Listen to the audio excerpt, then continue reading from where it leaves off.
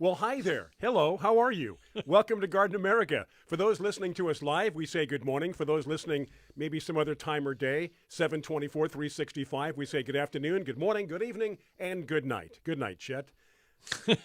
John caught that one. Good night, Yeah, Chet. Tiger doesn't know what you're talking about. Anyway, welcome back. We are here, and so far so good.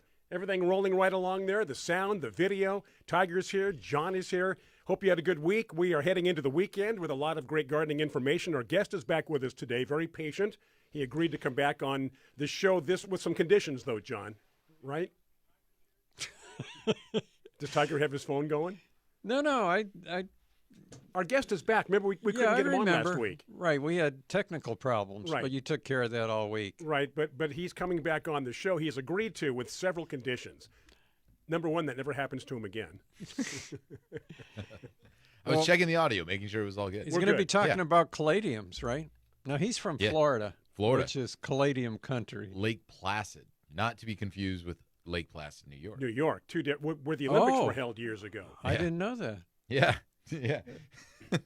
See, John, look at what are we? 2 minutes into the show, and John's just learned something. I learned something. You didn't know that Lake Placid was in Florida, or you didn't know that Lake Placid was in New York? I didn't know it was in Florida. I knew it was because of the Olympics. Yeah. I knew it was in New York. The Winter Olympics. But when I saw Lake Placid, Florida, for some reason my mind didn't differentiate that there's two different places here. Yeah. I'm with John. Got to be honest. Yeah. Yeah. Lake Placid, Florida. Now, where is it in regards to maybe Tampa Bay, Miami? That's a great question. Key Biscayne, all those places. So we got to geographically get an idea. Yeah, we'll have to ask. Okay. Ask because first question is going to be geography. Yeah, exactly. Where exactly are you as it pertains to the state of Florida? You know, in Fallbrook today, it's going to be 95. Okay, we're going to hit 90. Humid.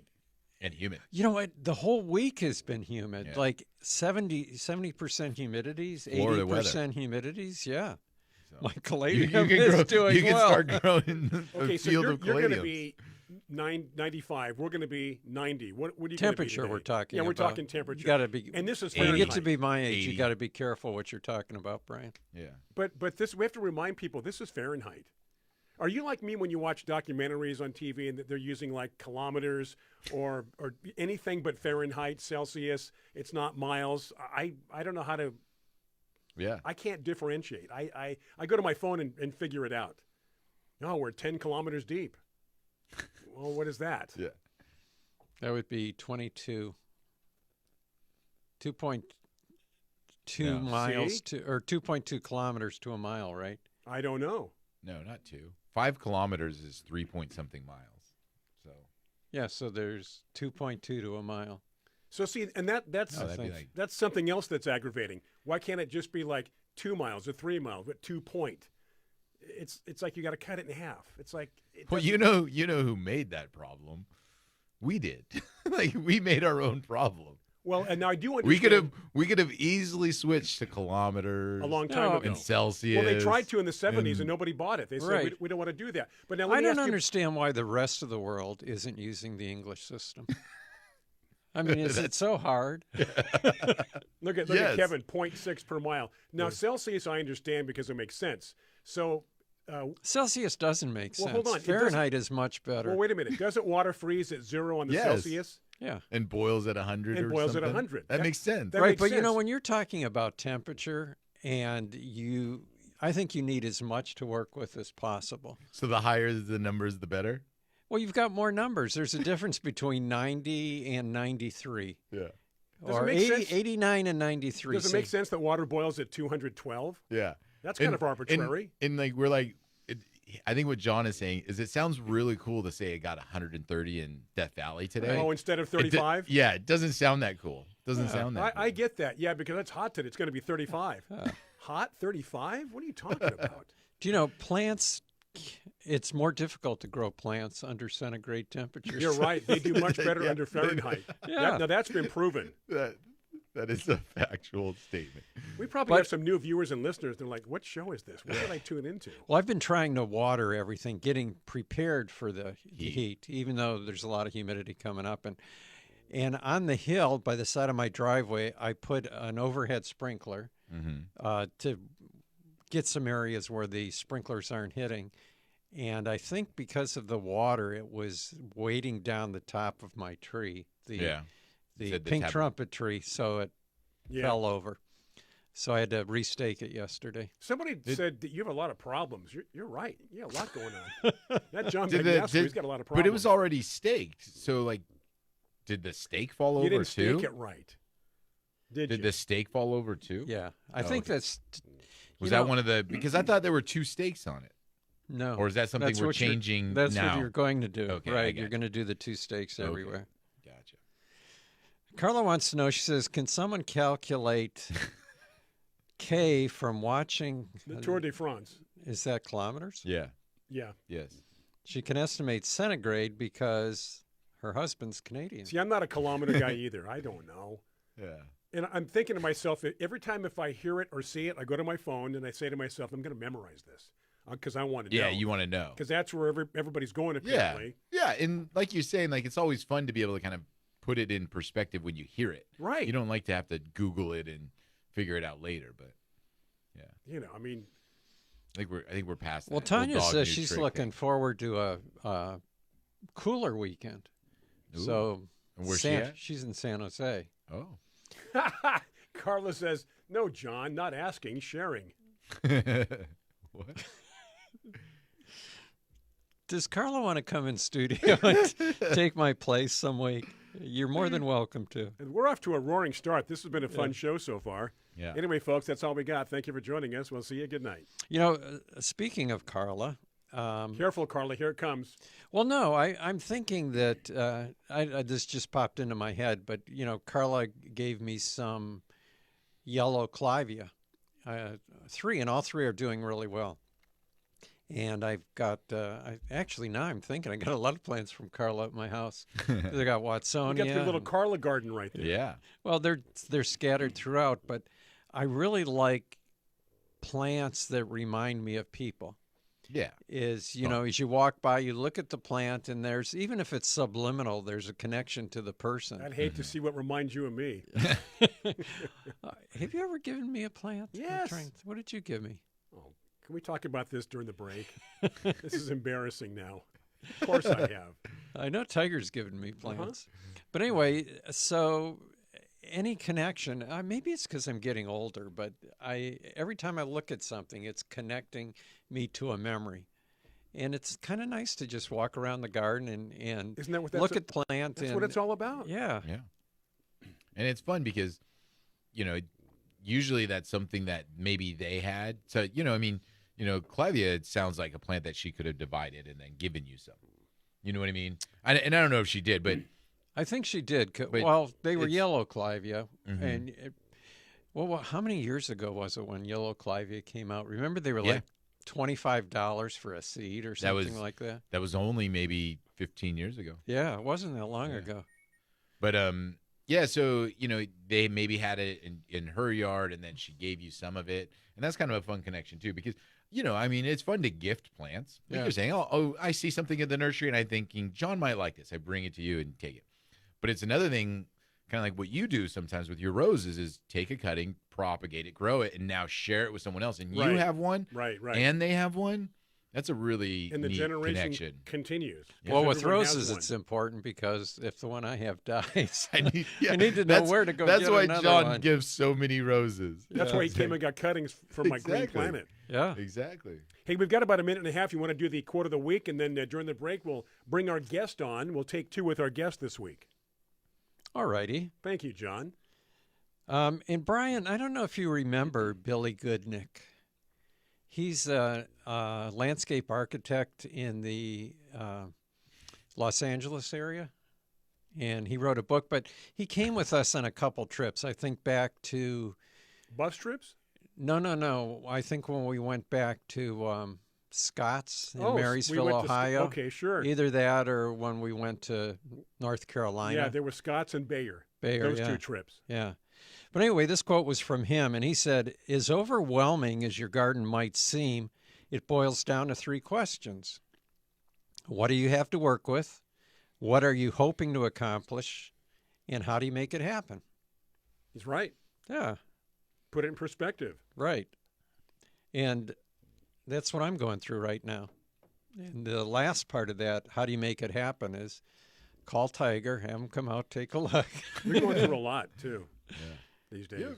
You have so much to work with, though. That's what gardening can sometimes be overwhelming when you have too much space. Yes. You know what I mean? Yeah, now what do? I wasn't planning on putting a horse corral. Well, it's like having too many. It's like having too many options to make a decision. That said, we have an option right now to take a break. All right. We're going to take a break, bring our guest on. So enjoy the break. This is Garden America, of course, welcoming those on Biz Talk Radio, Facebook Live. I'm Brian Main, John Bagnasco, Tiger Palafox. Back after these messages. Fantastic supporters of our show nationally on Biz Talk Radio. Stay with us.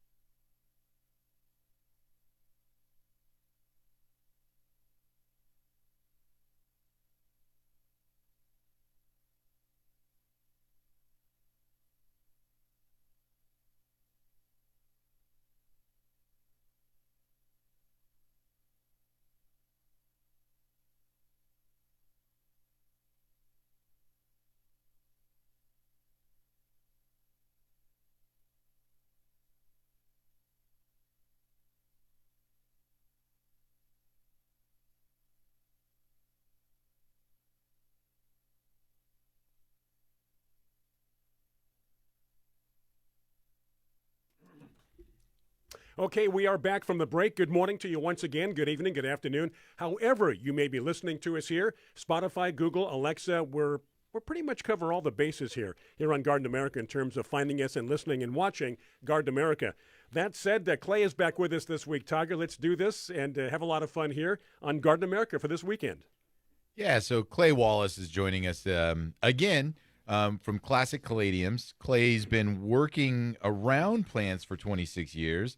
16 years professionally, and he's Classic Caladiums head grower, I should say, in Lake Placid, Florida, where pretty much all of the caladiums come from.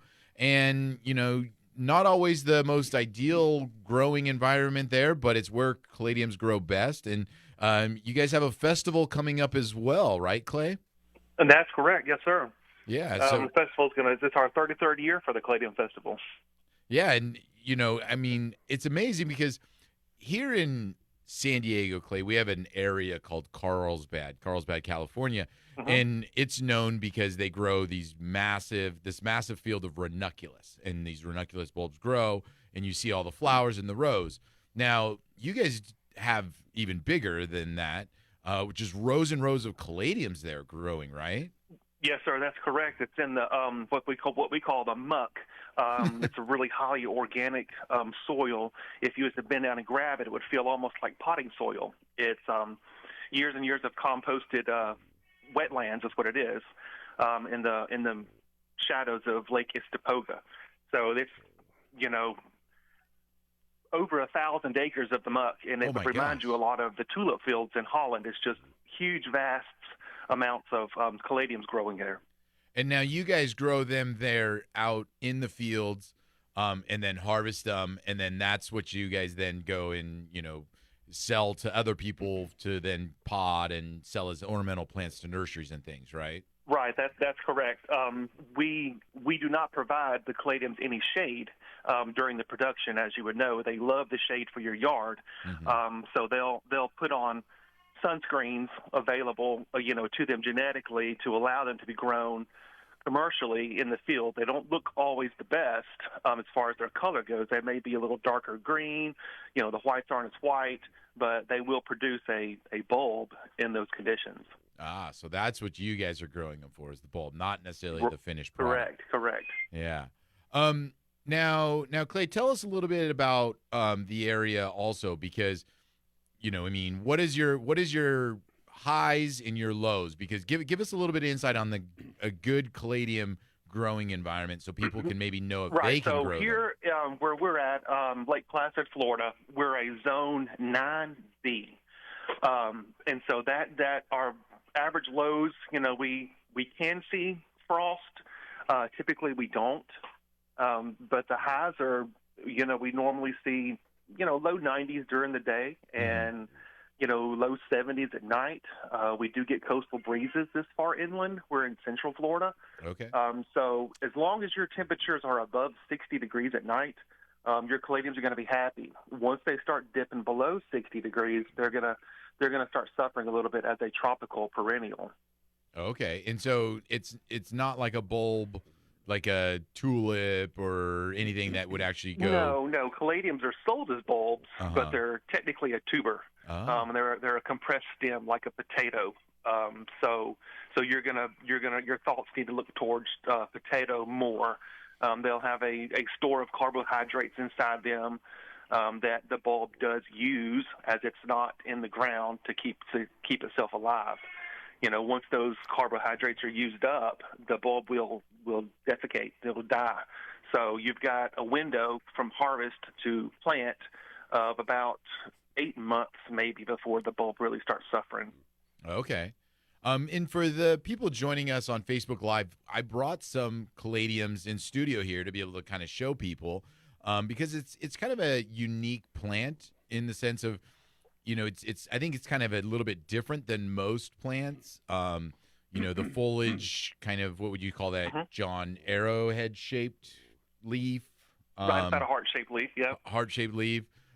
Pink, greens, lime colored, different variations of that for the leaf. Do they get a flower?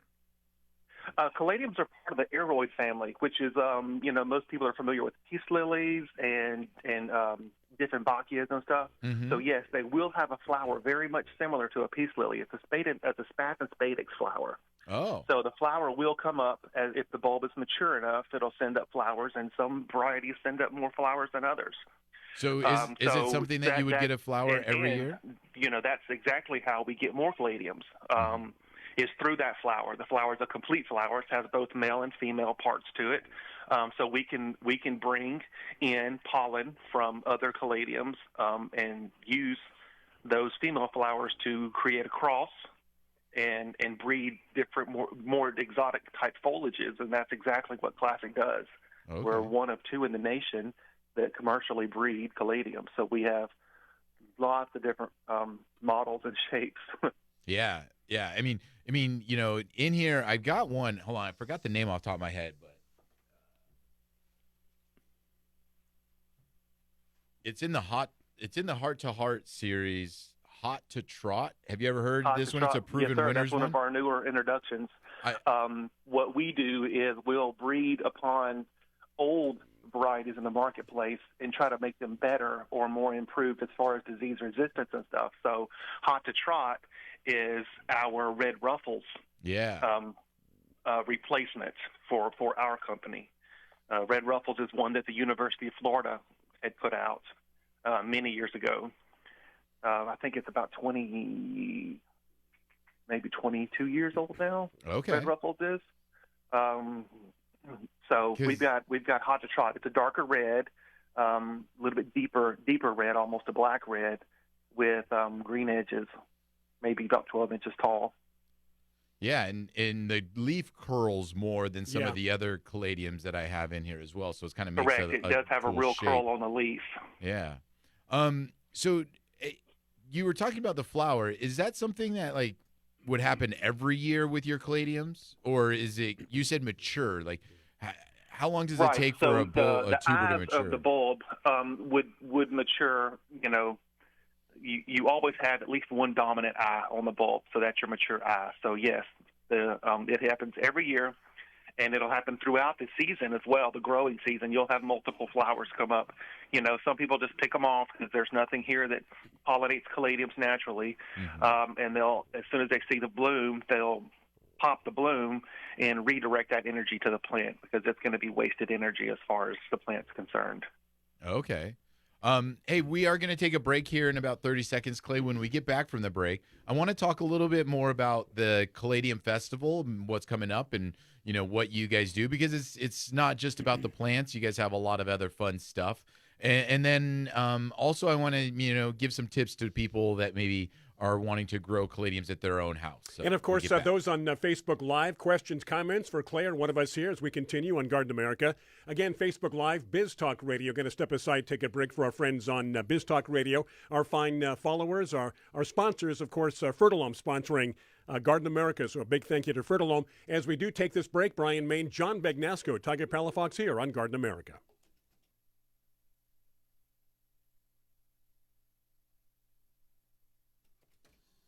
And just like that, we are back from the break. A big thank you to Fertilome, our major sponsor here on Garden America. Thank you for tuning in. Thank you for those on Biz Talk Radio, Facebook Live. Clay is with us, Tiger, and we continue with a great topic. And again, a lot of interesting things to say about, well, they're not bulbs. And I got confused after that, technically. Clay, so, one of the big reasons why we brought you on the program is out there in Lake Placid, Florida, you guys have the Caladium Festival coming up July 26th, 27th, 28th. Obviously celebrating the plant that you guys produce, big region for growing it. But it's a great community event, too, where you guys have some other things going on, right? Oh, yeah. Lake Placid is known as the town of murals. So on almost every side of a building that's, big enough, we have some sort of mural that depicts a historical event. So we're known as the town of murals. Everybody, I don't want to say everybody, the whole downtown shuts down for this festival. We close down Main Street. It takes place at a prominent park, Stewart Park. And Devane Park. It takes place at two parks, and over 25,000 people descend into a small community for 3 days. We have a car show. I think the car show had over 200 entries last year, I believe, if that number's correct. And we have over 160 vendors with a waiting list in the wings of people that wanting to get in. Space is definitely a premium. There's 3 caladium growers there. We have us as Classic Caladiums, Bates and Sons and Daughters, and Florida Boys are the 3 caladium growers. We're all there in the park. We have a huge tent put up, and people display their bulbs and plants under the tents, and they're all for sale for 3 days. It's a huge event. Now, I imagine being in the region that you are and having all of these resources and people. You probably have some home gardener growers of caladiums too that do some crossing. I mean, here in San Diego, I think an easy plant for us to kind of produce is a geranium. So go around and a lot of people produce geraniums, and there's a lot of art or growing plant sales, and people will be like, oh, I bred this geranium. Do you guys get that over there too, where the like homegrown, amateur breeding of Well, caladiums? I don't. If it's out there, I don't know about it. Commercially. Yeah. I'm sure there's some people that have tried. It's even as we've done it now for 24 years. Not everything is 100% success rate. Our success rate probably is a little better than a novice doing it. But you got to be very dedicated to breed caladiums because everything happens before the sun comes up. Oh, really? So, yeah. You could call them morning people because everything has to happen before 9 o'clock. The pollen sheds, the female's receptive, all of that stuff happens before the sun comes up. So you've got to have enough population of caladiums where you've got pollen and blooms that synchronate, because as far as the caladium goes, the bloom is asynchric. Nothing matches up. It's not a cycle. It just happens when it happens. Oh. And you've got to get all that stuff ahead of time ready for the next morning. So you said earlier that there's really nothing that naturally pollinates caladiums here. Right. In the tropic Americas, there is a small beetle that is the natural pollinator for caladiums. And so that beetle is obviously nocturnal, and it goes out in the evenings when the caladium bloom becomes receptive. It'll actually heat up and put off a sweet fragrance. And so the beetles follow that fragrance, and inside the bottom of the bloom where it cups, it'll be like a little love nest of beetles, and then they'll do their little dance and crawl back out, get pollen on them, and do it again the next night. So it's a deal like that. And they just keep moving from plant to plant, huh? They just go from plant to plant. Yes, sir. It's kind of like a romance novel here, isn't it? Brian was thinking that the small beetle would be the Ringo beetle, right? Was he the smallest? That is exactly what I was thinking I about. could tell. I was looking in your eyes. Johnny, we have such telepathic sense between us. Yes, that's what I was thinking about, John. Hey, I had a quick question for Clay because the temperatures he was describing are similar to the temperatures we have here in San Diego. But caladiums haven't done really well. We need the humidity, right? Well, that's what I'm wondering, and I'm wondering is the new breeding going towards caladiums that may thrive with less humidity, or is that not a factor to consider? We are working on a line. Currently, we have about 3 or 4, but they're not introduced yet. We're still in testing. And so we're working on a line. We're calling them, what do we call them? Anyway, I can't remember what to think of the name of. But we're trying to tout them as environmentally strong, caladium line. So the leaves are much, much thicker. They're about 4 times the normal thickness of a caladium. If you've got that hot to trot there, they're at least 2 times thicker than that leaf, and that's a pretty thick leaf. So we're hoping they'll be more robust in lower humidity environments and not suffer as much because of the higher wax layer. Hopefully the higher wax layer. There's still some more testing, and we've sent samples out to places like Monday when I get back to work. I'll be sending a box of samples to a guy in Utah to test out in the plains out there, so we can see if they handle lower humidities. We've seen landscapers in Phoenix have some success with another heart-to-heart variety called Scarlet Flame. It's a strap, much like the one that you have there in front of you. Straps we think are going to be the way to go if you've got a lower humidity environment, lower water, just because they're shorter and the leaves are thicker, a little bit sturdier plant. But we're still doing testing, and that guy in Phoenix, he landscapes around a water feature, so it's a little microclimate of higher humidity. Yeah, and just splash over it probably keeps the area wet. And you got a question, John? You want to hit that question? Yeah, and coincidentally, it's from John. Yeah, and he wants to know how many years, Clay, it takes to develop a new commercial breed of caladium, a new variety that would be viable. Yes, that's an awesome question. So we put our caladiums through about 8 years of vetting before they're introduced. Wow. So we'll start year 1 with the cross, and so we'll do hundreds of crosses. It rounds out to about 30,000 babies for the initial year. And we do that yearly. Every year we do that, so we're continually feeding the pipeline. And so every year they get vetted harder and harder and harder. Like your first year, you got a pretty face. So we find the pretty faces, unique, designs and colors and shapes of leaves. If there's anything like the leaf curls, something like that, we'll keep that. Everything else gets discarded. So we've gone from 30,000, say, to 15. Half of it gets thrown away, and we harsher and harsher vetting until we get to maybe the 7th or 8th year, where we're down to like maybe 3, possibly 2 out of that 30,000, and then those may not even get introduced if they cannot be, if we don't think there's a market for it, or if they don't make a commercial crop at the farm. Anything can happen with caladiums. If they're really weird genetically, if anything traumatic happens to that caladium within that 7 years, the actual bulb itself has memory.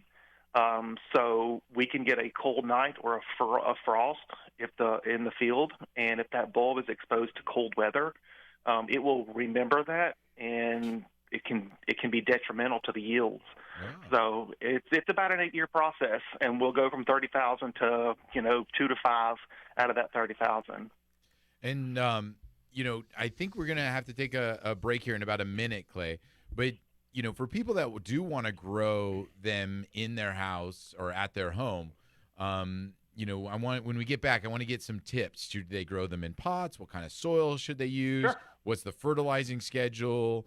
Do they ever let them dry out? But when we get back, we'll have all those answers with Clay Wallace and Classic Caladiums. You got it. Thank you, Tiger. And, of course, on Facebook Live, looking at questions, comments, yes, indeed. Send those our way in the comment section. Those on Biz Talk Radio, by the way, catch the show live. Just go to our Facebook page, Garden America Radio Show, every Saturday morning, 8 o'clock on the West Coast, 11 o'clock Eastern Time Zone to take part, ask questions, and interact. In the meantime, though, for you, Biz Talk Radio, going to take a break. Stay with us. I'm Brian Main. John Bagnasco, Tiger Palafox here, coming back with Clay, Garden America.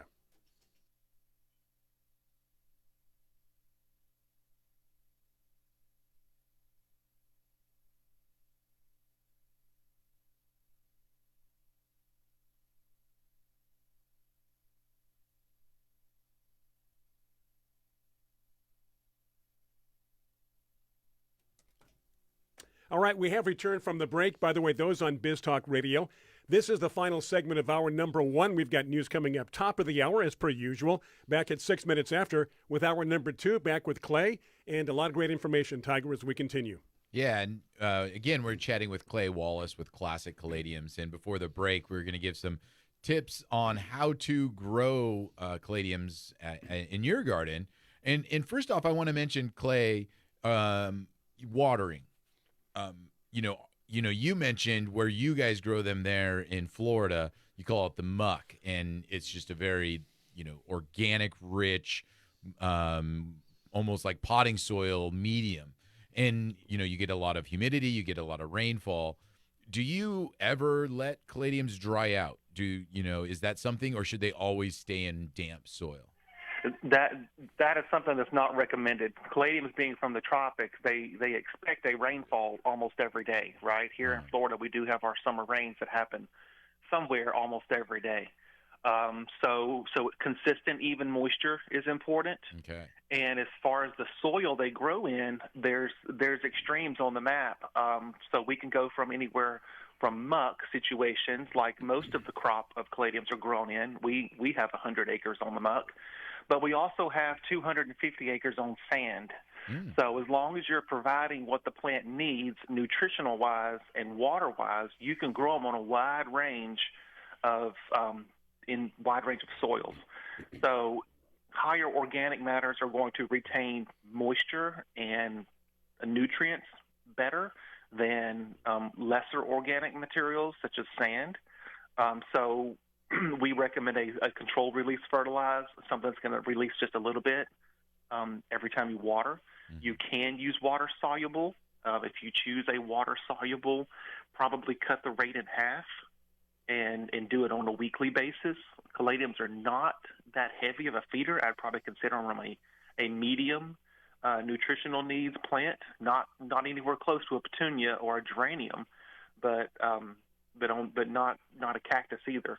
So it's a medium rate, and your fertilizer packages should explain low, medium, high rates on them.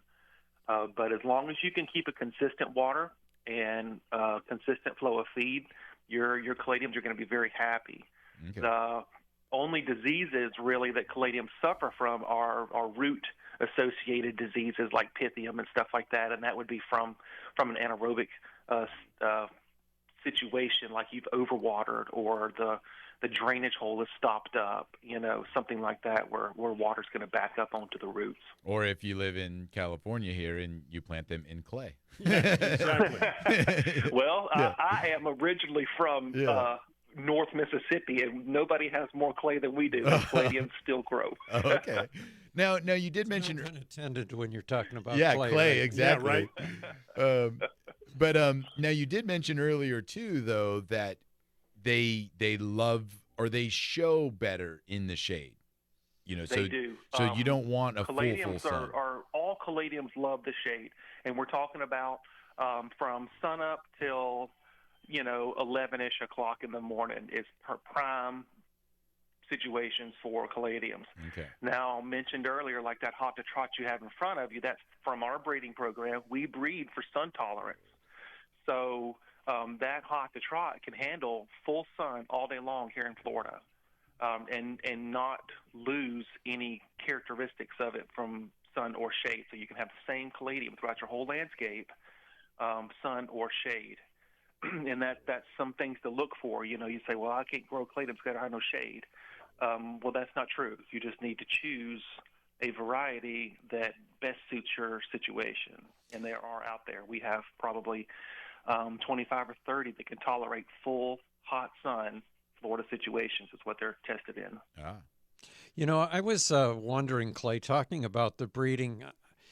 I think it was about 20 years ago, right around there anyway, there were caladiums introduced, which were called the Thai hybrids, and there were some really interesting color patterns. Was that something that got worked into your genetics and breeding too, or is that something that was just done in Thailand and doesn't really enter into American breeding? Thailand has been breeding caladiums for centuries. As a plant that's looked at as royalty for the Thai people, the lesser of the people breed caladiums as a sense of pride. And one day a year, they got to present their breedings to the royals, or the people in something what they're called, the regime in charge. Right. And if they liked their caladium, then they got, like, I don't know what the award is, like Peasant of the Year, and they got lifted higher than everybody else. And so every year it's a look what I did, look what I did. So they strictly choose based on a pretty face, very unique, way out there color schemes. They have yellows, like super bright yellows. The problems with the Thai breeding is that they're weak, and they may grow a plant for 30 weeks and only have like 3 leaves, but those leaves are beautiful. If you look real close on pictures on the internet, the plant is almost like a robo plant. It's got propped up. It's wired, to keep it upright, but the leaves are beautiful. Yeah. We do import our president, Dr. Hartman. He has people out in these different tropical countries, especially Thailand, that keep an eye out, and he keeps in contact with them. And if he sees something he likes on these forums that he's part of, then he'll reach out, can I purchase whatever, and they'll see if there's some available. Now, the bulbs themselves are super small, about the size of your thumbnail, and they're very, very slow. So we'll take those genetics, the pretty face, and breed them into our more robust American genetics, and try to get something commercially viable. Oh, geez, man. Yeah, I guess, that makes sense, though. They're just breeding for that one thing, and that's one time only. Yeah. We are going to have to take a break here in about a minute, I think, Clay. But, you can grow them in pots. And for the people that live in areas that maybe they can't stay outside in the wintertime, can they bring them inside? Yeah. We'll do interior. They have to have a really high bright light. And if your plant's going to be mainly interior, I would probably suggest not even exposing it to the natural sunlight, and keep it, you buy your bulb and you grow it from a bulb to a plant all inside the light that it's going to be, meant for. So your leaves are adjusted to interior, your plant's adjusted to interior. Everything is, grown in the environment that it's going to be in permanently. Much like a ficus, you move ficus in and out and they drop all their leaves. Well, I don't want to say caladiums are the same thing, but if you bring a caladium that's been nursery grown into your interior, it's going to be searching for light because it's used to really high light levels. Okay. Hey, Clay, we're going to take a break. When we get back, we'll finish chatting with Clay Wallace and Classic Caladiums. And those of you on Biz Talk Radio, the break's going to be a bit longer. News coming up. We come back at 6 minutes after. Hopefully you can catch the second hour here on Garden America. Those on Facebook Live, hang in there. As we continue on the weekend, Brian Main, John Bagnasker, Tiger Palafox here. Thank you for tuning in. We are Garden America.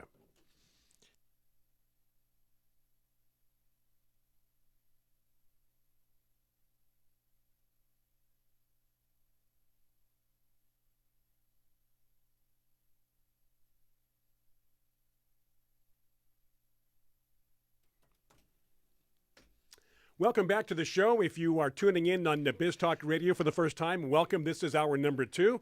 The rest of us on Facebook Live, we keep on cruising right along here. Brian Main, Tiger Palafox, John Bagnasco. Tiger, back to you. We continue.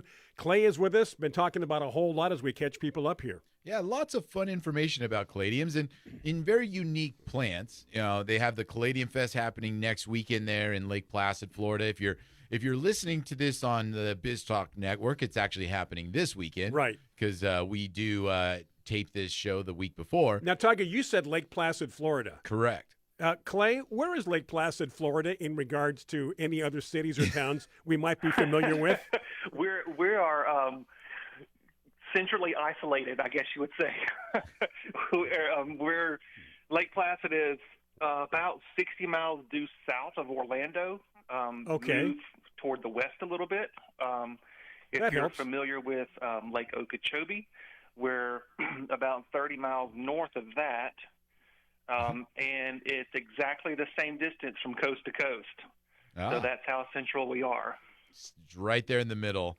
And, you had mentioned for people that maybe want to grow caladiums, there's a lot of environments that they can grow them in outside. But if you want to grow them inside, you would recommend buying the bulb and then just growing it inside its entire life so it becomes accustomed to that. You guys sell bulbs online, correct? That is correct. Okay. And when would be the time of year that people buy a caladium bulb? Our bulbs are available for purchase. Well, let's take this back. We will reset our website here in the next coming weeks.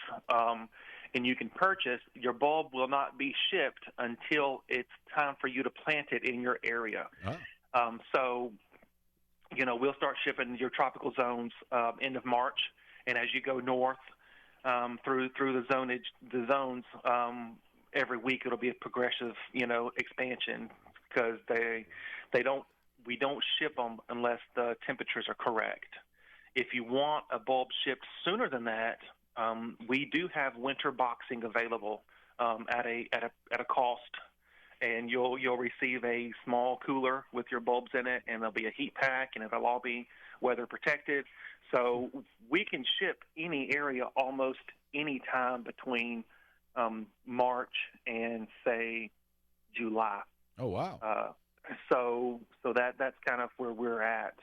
Okay, so you're actually, when you are winter boxing, you're actually trying to keep that bulb warm because you're worried about it freezing in the shipping process. So you have to actually heat that box.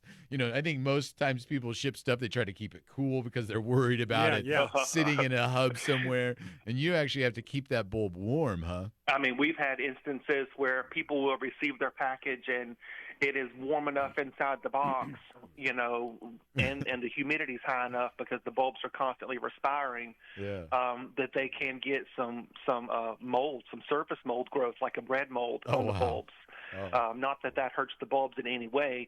It's just that it's so warm and moist inside the box that it's comfortable for everything to grow, right? Yeah. So yeah. Well, lots of great stuff. Classic Caladiums website, Clay, will you give it to our listeners here? Yeah, it's classiccaladium.com, and it's a newly revamped website, completely up to date. We have search filters for all of the programs. We've got our classic program versus the Heart to Heart program. We've got sun and shade filters. We've got color filters, leaf type filters. All of that's available to help you navigate our over 100 varieties that are on the website. And then caladiumfestival.org for more information regarding the Caladium Festival. Correct. And there's also several YouTube videos if you wanted to get an experience of the Caladium Festival. You can type in Caladium Festival Lake Placid, and several YouTubers do come through. We have a lot of videographers come through and put stuff on YouTube for their channel. Classic Caladiums has a channel of YouTube. It shows the whole farming process and what it takes, from start to finish, the grading, the planting, the, plant cells, all this stuff is available for visual on YouTube. Yeah, definitely check it out because the visuals are amazing. These plants are really neat. It's really amazing to see these fields that they're grown in. And it just blows your mind because, for most people, this plant is very unique and individual, maybe even just a house plant. But Right. It's such a unique market because in a very small space, like a 900-acre footprint, we grow caladiums for the entire world here in Lake Placid, Florida. Yeah, that is just mind-blowing, but really cool to see. So if you get a chance, take a look online. Clay, thank you very much for joining us. Thanks for being patient with us. Sorry about last week, but glad you were able to join us again this week. Yeah, no problem. All right, good luck. Thank you, Clay. Yeah, take care. All right. Yeah, he's passionate about what he does. No doubt about it. Well, he's trying to get that one caladium that'll get him Peasant of the Year. I loved that. Yeah. But that is funny. I mean, I kind of feel there's always those plant contests, those flower contests where it's, just for the one flower. But when you look at the plant, you're like, that plant doesn't look very good. But that one flower, that one leaf looks amazing. Yeah, it's interesting that I'm thinking when you look at the caladiums, they're grown for their leaves like coleus. Mm-hmm. In like coleus, whenever the flower comes out, you want to cut it off, right? Yeah. Because you just want the leaves to grow. Everything has to happen before 9 a.m. That's when everybody's amorous. The females are more receptive. The beetles the are little small little active. beetle bug, is active. So it's kind of crazy when you hear about these plants that are really only pollinated by one thing. By one. Because I mean, he didn't even mention really anything else. Meaning there's plants out there that they get bees, they get hummingbirds, they get butterflies, They get the wind. They get the wind. Something. Oh well, that's why those plants are so prolific, because there's a lot that pollinates it, and then the plant can reproduce. But when there's plants that are only pollinated by one thing and one thing only, that relationship between the plant and that animal is so important. Intimate.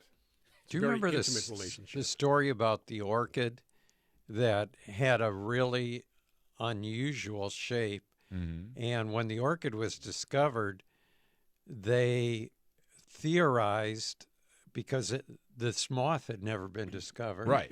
They theorized there must be a moth With a tongue this long or something. that right? can pollinate this, and they found the moth years later. Yeah, like they found the plant, but they never knew this other insect existed, but they theorized it existed. That was the Gene Simmons moth, right? That would have been a good name for it.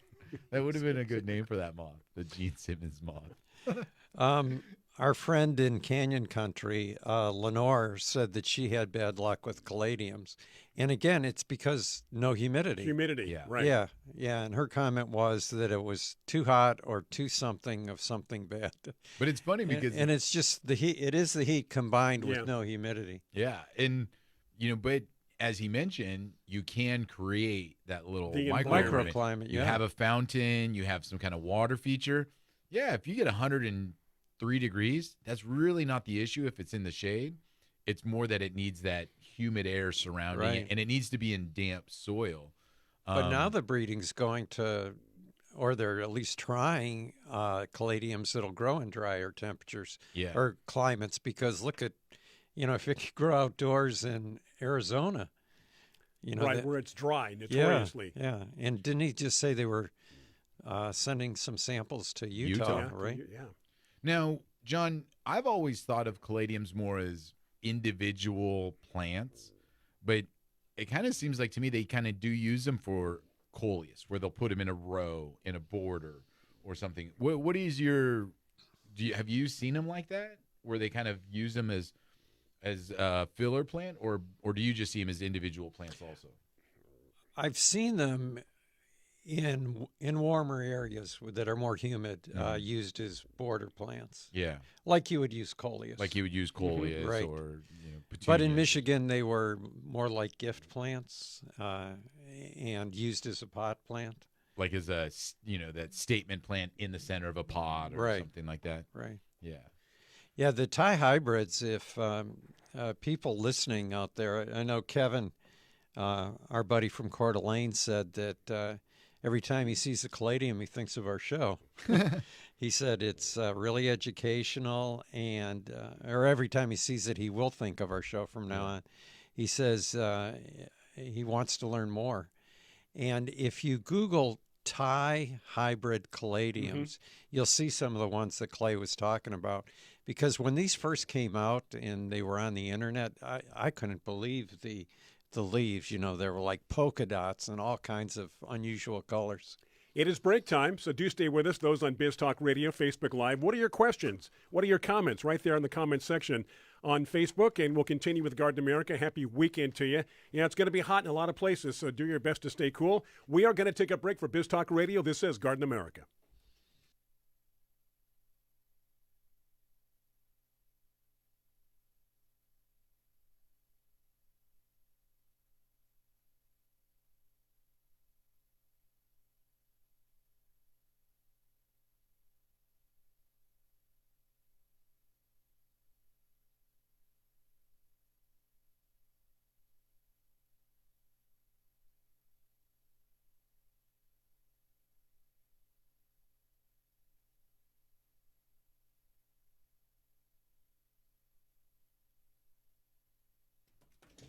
All righty, welcome back from your break. We trust you had a good break. Our break was fantastic.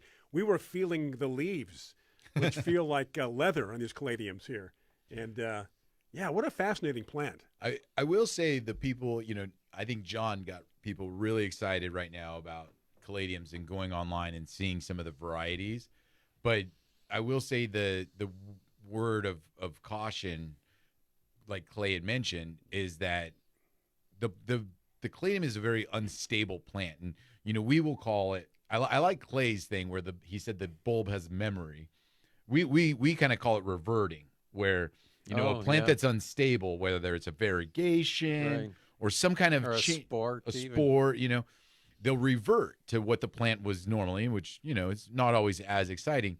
And so he was saying that some of the issues with the Thai series is that they have not bred them for stability. They've just bred them because they're really neat. Right. But maybe a year or two of you growing that plant, it could revert back to whatever the plant was before. Because and it was amazing for him to say things like, if it got cold, it would force that bulb to kind of have that memory and then go back to what it was before. It would eliminate all the fun colors and everything else. Yeah. And I'm like, it's kind of crazy that something as like an environmental change can make it change its own, foliage color or shape or style. It's kind of so. But the caladiums that they've grown, have been trialed, tested, and they're much more stable plants. Right. So. I was thinking of Jerry Baker's book, Plants Are Like People, and people can be bred for stability, but sometimes they revert. And that's exactly right. Yeah, absolutely. Let's see here. Mary, let's catch up on the questions. Okay, go ahead, Mary John. in Tucson, Tiger, you brought up geraniums. Yeah. She said she's never been able to grow geraniums in Tucson. Really? Yeah, so maybe too much water, not enough maybe water, a too hot. speaker in the future on geraniums. Yeah, definitely. We've had speakers in the past, and we've I don't know if we could contact her again. I'm trying to think of her name, Robin from Geraniaceae. Yep. Up in the Bay Area. We may want to get her back on again. But she was wondering, Mary wonders, do you think it's heat or overwatering? I think it would be a combination of the two. Because geraniums don't seem to mind the heat. Nope. Except, it depends. Because geraniums in Southern California, the summer's kind of like the dormant period, right? Because you get geranium budworm. And it's usually... They bloom real heavy, and then they kind of have that lull. Right, yeah. So it's a spring. But when you go into the hot, dry season, and they'll tolerate it unless you had too much water, and you're going to get rot. So. And if it's hot, the tendency is to keep watering. Right. So. And geraniums, I assume Mary's talking about pelargoniums. Pelargoniums, which are the typical geranium, are from Africa, South Africa. So plants from South Africa normally are going to tolerate dry conditions. Yeah. Yeah, and then the other thing too is I would say that if she likes the zonal geranium, kind of more bush form, versus what, otherwise people call an ivy geranium or trailing what you see in hanging baskets. Those tolerate, in my eyes, a little bit more of the heat and the dry temperatures as well. So maybe she's trying to grow some of the ivy geraniums, which they should be fine where she's at. But kind of like what John mentioned, where in the summertime, some of those ivy geraniums, they don't look good. And then if you start overwatering them, it just gets even worse. But the zonals stay a little bit cleaner looking, better throughout the year. But then there's also the actual geraniums. And there's a lot of very dry varieties that tolerate, dry soil, as far as geranium goes. More questions, John? Yes. John said we were talking about coleus, and he wants to know if they would be a good border plant in Southern California. Yeah. Absolutely. And, we're talking about breeding on caladiums. Well, there's been a lot of breeding on coleus also. And I was fascinated with the Under the Sea series. I haven't seen it.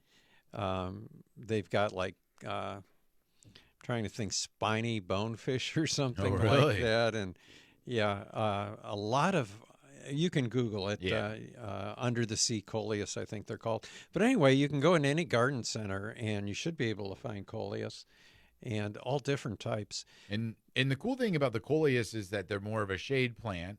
And he's looking for a shade border. Yeah, and it's a great way to get color in a shade plant. Without depending on the bloom. So there's the burgundies, yellows, greens, oranges, just so many varieties, as John mentioned. And leaf shapes. And size, height, as well. So, lots of varieties for coleus. Great border plant. Lenora has a question for you, Tiger. Okay. She wants to know how your shishito peppers did, and do you like them? She just got a plant, I think, because of you talking about them. So I have 2 plants. I planted them, maybe a month ago. Okay. And Lenore, I had harvested yesterday about 12 peppers. Okay. So I cooked those ones up. Amazing. And when I was harvesting, I'm like, oh, look at these are ones coming on. There's probably another 12 more that are going to be ready to go this week. And Lenore, it's funny you mentioned that because I'm doing a little test too. There was one shishito pepper on there that was turning red on the plant. And I was like, oh, I'm going to harvest this one because, if it turns red, it kind of changes. But I was like, I'm going to leave it. I'm going to let it turn red, and then I'm going to harvest it and then taste it to see, if that one, if it's going to be spicy or if it's not going to be spicy. Because that's a fun thing with shishito peppers. It's kind of like, Russian roulette with peppers where you can have 12 of them, and for no reason, one is spicy. Yep. Yeah. You can't tell. You can't always tell by the look of it if it's going to be spicy or not. So I'm wondering if the red will make it more spicy. So my plant's doing great. I'll send some. I'll post some photos because I love it. Kevin wants to know how you cook them. Oh, just a little bit of oil in the pan, salt, and that's it. Simple. Kevin also brings up a good point too, and this happened, I think, within the last month. We had a guest on that talked about how overwatering can boil the roots, and I guess he's referring to Arizona. I wonder. John Clement? Who? No. Oh, I thought it was from Australian plants. Yes. Right. Exactly. Australian native plants. Whether that had anything to do with Well, she said you boil the roots if you overwater in hot weather. Yeah. Exactly. And it doesn't ever cool down in Tucson, so you have to water at 1 a.m. At 85 degrees at midnight. It's comfortable. Yeah, exactly. Any other questions? We got them all answered. I think that's it. Veronica loves our guests. Thank you, Veronica. Thank you to Tiger Scheduling. Yeah. And she thanks Clay. Yeah. Oh, we had a lot of people thank Clay for it's, for the caladium. I think it all fits in. Clay, I think caladium. that we enjoy the show as much as our listeners do. Yeah. Because we learned so much, not only from our listeners. Yeah. We always learn something new, but from the guests, we get to have a new guest every week practically. And it's always fun.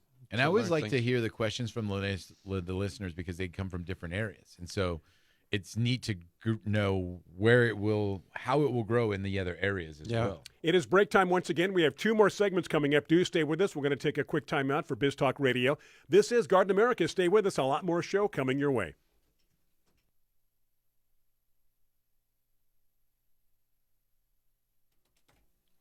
Just like that on Facebook Live, we have returned. Biz Talk Radio, thank you for hanging in there during the breaks. As Garden America continues on this, what is today's date? July 20th, right? Yep. July 20th. 95 in Fallbrook today, 90 Scripps Ranch, 85 where Tiger lives. Yeah, I was going to complain more about the heat in Fallbrook, but then I see that Lisa was listening, and our friends Linda and people, our listeners up in Reading are going to say, don't be a wimp. Quit your whining. They had 115 last week. Don't you have a hat that's got a little mister system inside? Put the hat on every 2 3 minutes. He just walks around with the hose and just puts it up in the air and lets it fall on him. What of everything you have, what are you well, roses, of course. When it gets hot like this, what are you most concerned with? What needs the most attention? Well, he has. I don't know if anything needs particular attention. Nothing more than others? No, you just need to make sure that you keep things watered. I mean, yeah. I was going to say, you have some of those, borderline plants that you've collected over the years, and like you're saying, they don't do well in your area because it does get so hot. So you have to make sure, like you're saying, those go water, because if they don't, they'll go away real quick. Where some of the other they'll go away. Yeah. Where the other plants, they can go a day or two without the water, but well, I've got that one area as you first come up the driveway that I've made kind of an arid landscape. Mm-hmm. So I've got some flowering things in there, but they're things that usually will take the heat. Like there's some South African heathers in there, and Gerberas are doing great in that area, which surprises me a little. Really surprises me, yeah. Yeah. And of course, cactus and succulents. You're more familiar with retail now than I am. Mm-hmm. But I was interested to find that there's a lot of new varieties of aeonium out there. Mm-hmm. Are you familiar with those? Yeah. I mean, really unbelievable colors. Yeah. I mean, reds and combinations, yellow, green, yeah, stripes. Yeah. Big head ones, small head ones. Yeah. Tall ones, short ones. No, you're 100% Fat right. ones, skinny ones. Even kids with chicken pox. Yep. Yeah. Love hot dogs. Yeah. Armor hot dogs. But I mean, I think the reason why it's because it's a very easy plant and it looks very dramatic, right, John? I mean, when you look at an aeonium, you really don't have to do anything to take care of it, and also it looks really neat.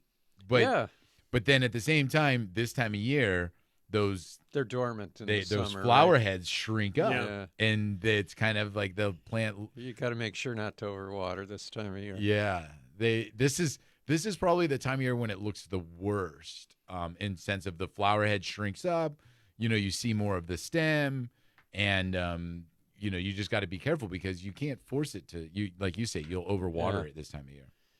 Well, you can find a lot of really unusual plants on Etsy, and there were a lot of people selling different aeoniums. Oh yeah, but of course they're always expensive there. So I might go out to Waterwise Botanicals and Bonsall today and they have take some a look. fun stuff there. Yeah, John, it's only going to be 112 in Reading today. So nice, yeah, cool, Linda, nice cool weather. 112. Yeah. My goodness. Now, if that was centigrade, it would sound a lot better. It would be boiling, but it would sound better, and you couldn't tell the difference between 112 Fahrenheit. You know exactly how hot that is. Wow. When you were talking about your shishito peppers, letting them turn red, a lot of people don't realize that green peppers are red. Mm-hmm. And they're called green not because of the color, but because they're not ripe. And the same thing with green olives. Green olives isn't a different type of olive. It's just not ripe. So you're talking about the martini olive. or any other green or olive. any green olive. for that matter. But I've never had a martini. Have you? I might have tasted one over the years. I don't remember. It's not something. Martini seems like something your dad would have. Well, these certain drinks, like a martini, a Manhattan, a highball, seems like the generation before us. Yeah. Like the golden age of Hollywood. Have you ever had a martini? Oh yeah, Really? yeah. Well, Tiger was a bartender. Do you, so- but do you like it? No, I it's can't- vodka. It's vodka. It's vodka, vermouth, and olive juice. What's That's- the difference between shaken, not stirred? What's the difference? Yeah, was Well, shaken well, or James stirred? Bond No, like no. it shake it, not stir. No, there is an actual difference in the sense of when you shake it, it turns it a little bit more cloudy, and you get a good mix. It mixes it a little better of than all. just stirring. Where it. just a stir, you're just going to just get a very clear and not as mixed flavor kind of a thing. So muddled. What's in a Manhattan? Um, There's an old drink for you. yeah, Manhattan is. Put him on the spot. I know. I don't know. I think Tom Collins. There's another one. Besides the screwdriver, back in the 70s, there was another one with orange juice. no, a Greyhound with No. grapefruit juice. Oh my gosh. Screwdriver. No, but like a screwdriver. But I think it had Rust- some thick syrupy. Yeah. Anyway, I'll think of it. Yeah, Manhattan I think is like a whiskey or something though with cherry or something, isn't it? Tom Collins. All right, It's so- Lisa's mentioning a dirty martini is her It's- favorite. What's a dirty martini? Well, it just has extra olive juice in it. Ah, So, but that is a funny thing when people Harvey Wallbanger. That's the drink. Do you remember yeah, that? I remember Harvey. Harvey Wallbanger. But Oh, my brain. but I mean that's the thing because martinis were actually gin, and then they switched to vodka, and then now people don't even make them with vermouth, Here we go. and they just do olive juice. Look at this. all right. Tequila Sunrise, whiskey Whiskey Manhattan. or rye in the Manhattan with vermouth. That's what it was. See, yeah. Hey, welcome to this new rabbit hole, ladies and gentlemen, from gardening to drinks. What's your favorite drink? What can I get for you? Hey, but it all comes from plants. What was the You're book right. that The drunken botanist. the Drunken Botanist? Yeah. Yeah. Who wrote that? Amy. Stewart. Yes. Yeah, we've had Amy Stewart. Drunken Yeah, we had her. botanist. We had this show. We had her on for the book. Yeah. Where it talks about all the plants and flowers and everything that That drinks. Go into drinks, right? Yeah. So I think back in my day in high school, the first mixed drink that a lot of people would order, especially the girls, because it tasted so good, would be a Long Island iced tea. That is not a good tasting drink, and it's the most alcoholic drink. The difference between the taste and what it does to you. Yeah. That's the problem with those drinks. They taste like fruit punch. And then the second drink, you're like, whoa. It does a number, doesn't it, Ty? What's in a Long Island iced tea? A Long Island iced tea is all four alcohols, so it's tequila, vodka, There you rum, go. We're off to a good and, start. Is it It does a number on gin you. or But whiskey? But then what's And- the mix that you put in it? Right, and then it's just orange juice and like 7-Up. Yeah.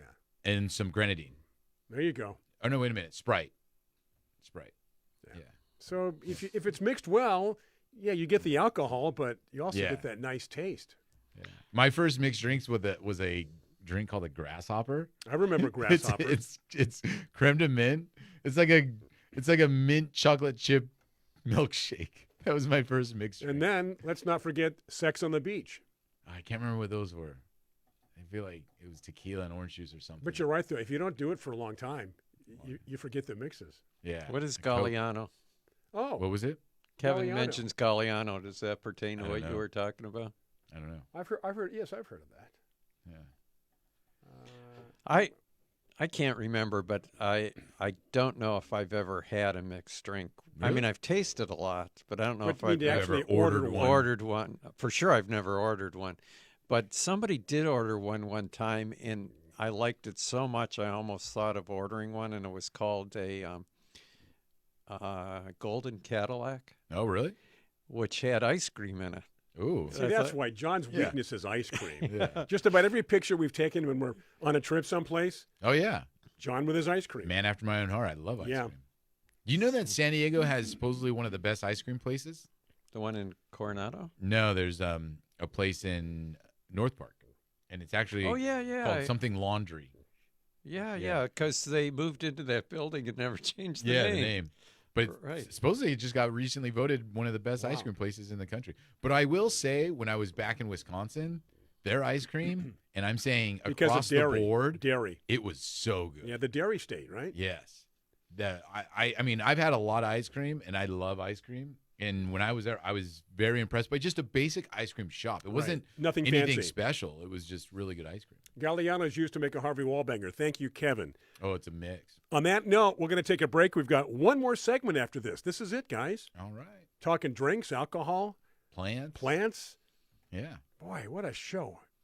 That's the nice thing about a gardening show. We can talk about everything. Well, it is. Lisa's heading your way next weekend, but you're it's heading plant- her way. aren't you? plant-based. Or is that the No, weekend that's after? the weekend after. All right, taking a break. One more segment after these messages on Biz Talk Radio.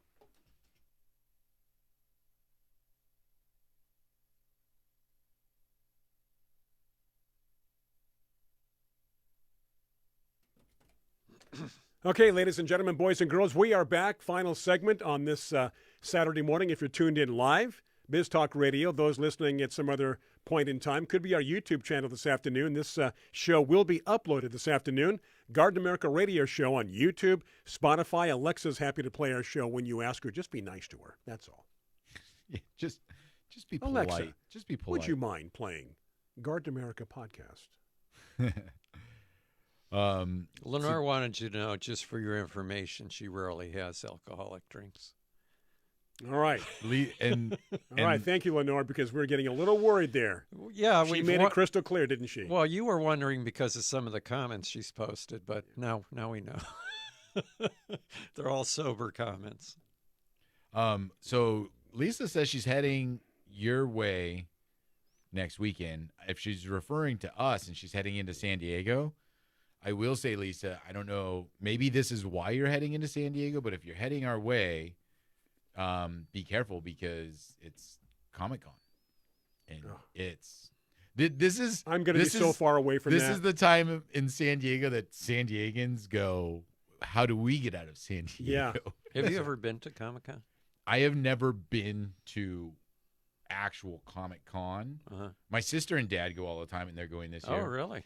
Really? But you can just go to the area, Right, and hang out. There's things all over the place to go to and attend. It seems like something Eric would have gone to. It do. does. Actually, he It did. does. And Yeah. then I remember several years ago, there was like I don't know what you'd call it, like a mini Comic-Con that was in Mission Valley. Yeah. Mhm. Much more controlled, not as many people, but More they still focus had, on the comics. Yeah. Exactly. They had guest speakers there, and there wasn't that big, huge crowd. And I enjoyed that. That was fun. Yeah. You know. Yeah, that Comic-Con's turned into something huge. Yeah. You avoid downtown San Diego and In Mission general. Valley Yeah. for that time. Yeah. And Lisa said that's good to know. yeah. Thanks for the info. I don't Oh, know if she's absolutely, coming Lisa, down this sure. way, but yeah. How long does that last? Is it a week? It's a week. Like 4 days? It's really only a 4 weekend. Yeah. You know, like it's like a long weekend, but like you say, like the day or two before they do preview things, and then then they have the actual Comic-Con, and then wrapping up stuff. So Tanya in San Jose says that she's had some great times at Comic-Con. oh yeah. What was your best outfit, Tanya? Yeah, what right. What did you dress up as? Now, is that where, do they do the same thing they do up in L.A., where they charge you to take a picture? Some people do. Some people do. Some people don't. It just depends.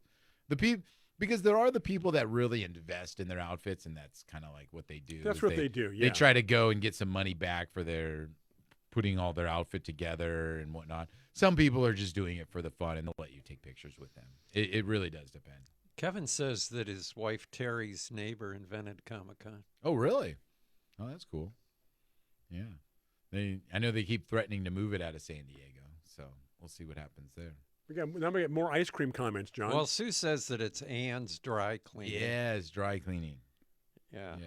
It's supposed to be I have not had it yet because I am not a line person. And every time I've gone, there's been a line. So I'm like, skip it. I'm just going to go down to 31 flavors. Yeah. But I do keep wanting to go there. Now, years ago, John, and maybe even you might remember, Tiger, it was either on, I'm trying to think, University, Washington, Mm-hmm. where the there's a big fork in the road where the San Diego School Board building is. Yeah, I know where that's at. Wasn't there a Carnation restaurant there? Like a Carnation's malt shop kind of a Well, thing? I think it was a restaurant, but they served obviously Carnation ice cream, and they used to say Carnation right on the signage right there. You know what? I don't remember that. Do you, I mean, it could John? have I been, remember as a kid because but I I'm know always exactly asking. where you're talking about. I'm always asking you guys, how come nobody talks about carnations anymore? Right. You know, I know very little about San Diego. I rarely. the history, right? Well, you Well, never I had to never leave went. Fallbrook. I have no reason to go to San Diego. That's right, because you live up. Gosh, you have to cross fruit inspections Yeah. and carry your passport when he drives back and Exactly. forth. He from packs lunches when Fallbrook he to. travels. I used to work with San Diego? Tiger's dad down in. The Marina store? No, this was the main office for Nursery. Oh, that's right off Rose Canyon, right there Right. off of the Rose 5. Canyon. Right, that was as far as I got, but not really downtown very much. Yeah. So I don't really know. Yeah, the you area. wouldn't recognize them. I'm pretty sure your guys' office changed into the Carl Strauss Brewery. If I remember your office Well, I where- think it was right next to Budweiser. Yeah, and that's still there. is it? But next to it is the Carl Strauss Brewery now, Mm-hmm. and I think that's where your guys' office was, if I Oh. remember correctly now. Yeah. Wow. But yeah, I remember going to that Rose Canyon corporate office every once in a while. Yeah. And then there was a Nurseryland at the end of Marina Boulevard, right? Yeah, that one moved. It's there was one there, and then it recently moved to a little bit. I guess it's still Marina, but I just did a different fashion spot. show there years ago in the '80s with Bruce's brother. Really? Because years later I was talking to Bruce. I said, Bruce, remember that show we did together? We got all dressed up, and he's like, Oh, you were in the fashion Yeah, show? yeah. Back in the '80s, and Bruce is like, no, it's my brother. Your brother? Really? He goes, yeah. Did you do the Shakespeare at the Old Globe?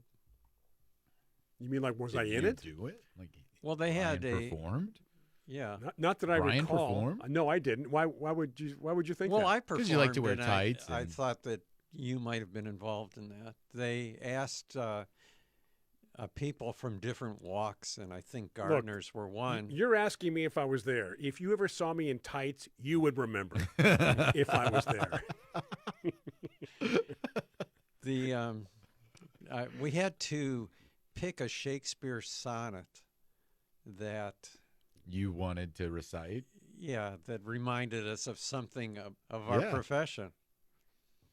And yours?